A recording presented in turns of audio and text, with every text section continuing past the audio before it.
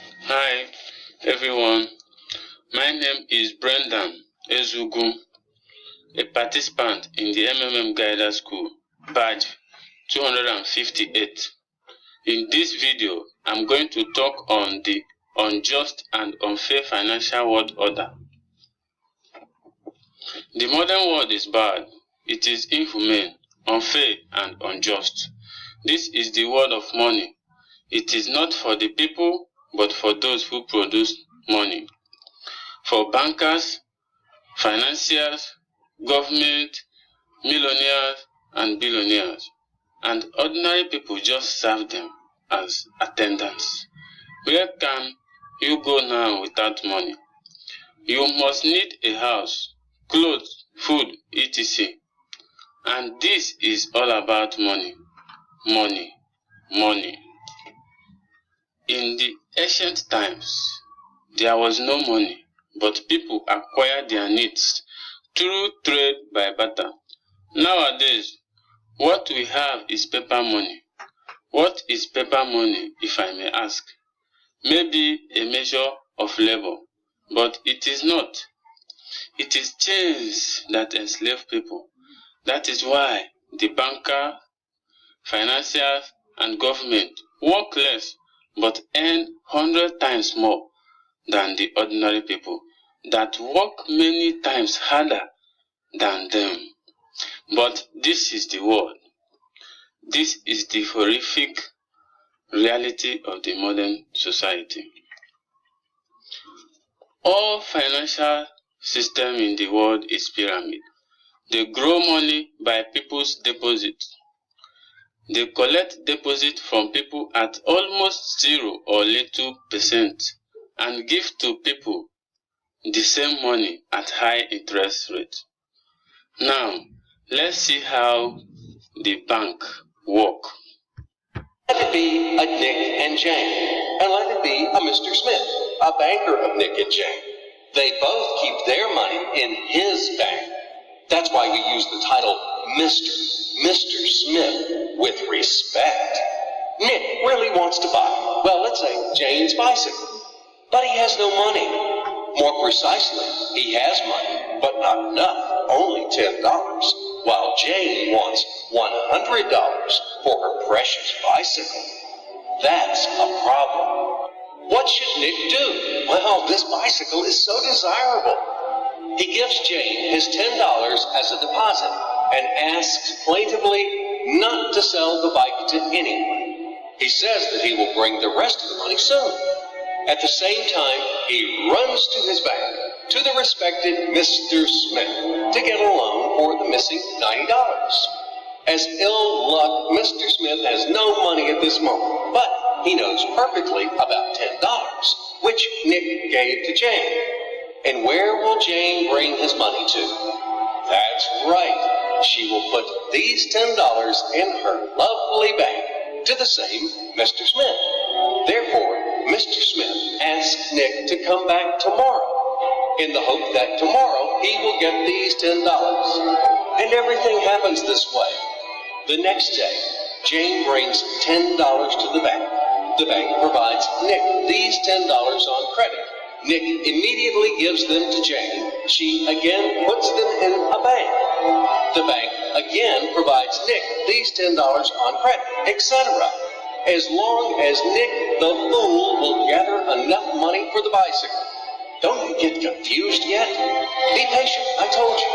These demons have been trying to confuse you during 1,000 years. These damn economists and financiers. But anyway, we will figure everything out. So what do we have in the end?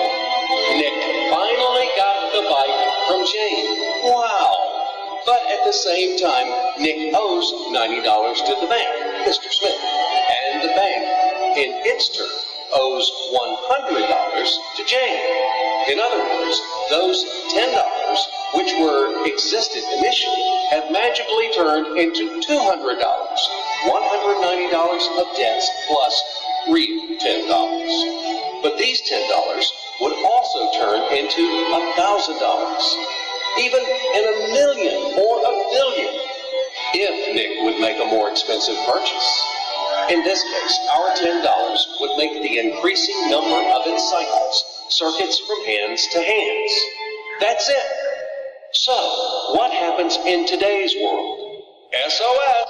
It appears that banks also make money out of thin air and multiply them.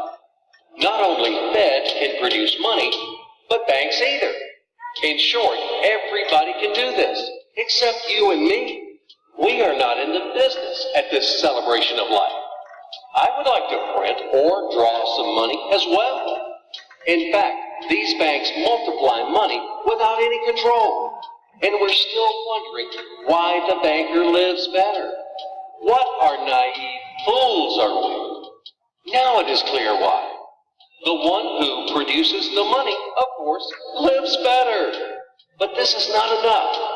From this moment, poor Nick will never be able to repay his debts owed to the bank. No matter how hard he would work. Silly Nick doesn't know it yet.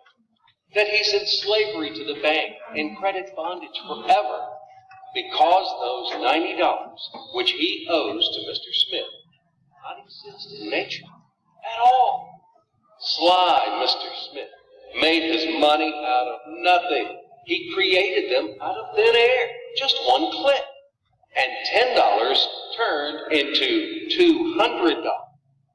Yes, but you can object reasonably that the bank itself owes $100 to Jane, and it turns out that bank is in credit bondage to Jane, and it won't be able to repay its debts owed to Jane either.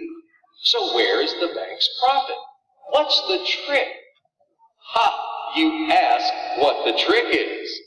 The trick is in the fact that bank has a lot of such Janes, thousands and millions, and they will never come for their money all at once.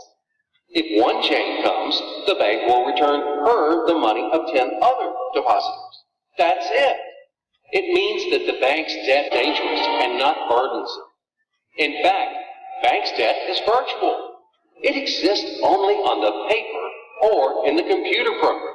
It will never be repaid in reality, only in case a panic happens. When frightened depositors suddenly will come for their money all at once. Or maybe, do you know any other reason why banks go bankrupt from time to time? Here's why. Because there are not enough money for all depositors.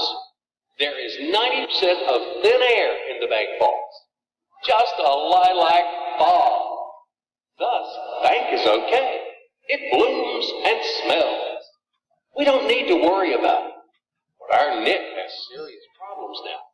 He has to repay all the debts owed to the bank, completely, with interest and penalties. You know this. He will be forced to take a new credit in order to repay the old one, then again the new one, and again, endlessly, until his death. There is no way out of this credit running knot. It does not exist in principle. That's it. Trap slam.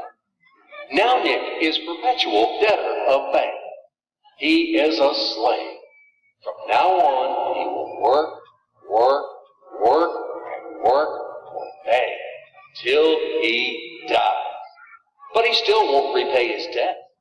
After his death, his children and grandchildren will work for this bank. They all are future slaves of the bank. More precisely, they are slaves of this monstrous and cannibalistic global financial system which spawned this ruthless and inhumane mechanism which must be destroyed finally. Financial apocalypse. It can break our financial chains and can save all of us. It can finally release us from centuries of slavery. All the old will be burned completely in purifying flame of apocalypse, and the new will be established. The Federal Reserve will be firm, and the wind of change will dispel the ashes of this damned insatiable octopus spider, enmeshed the whole world with its sticky financial net.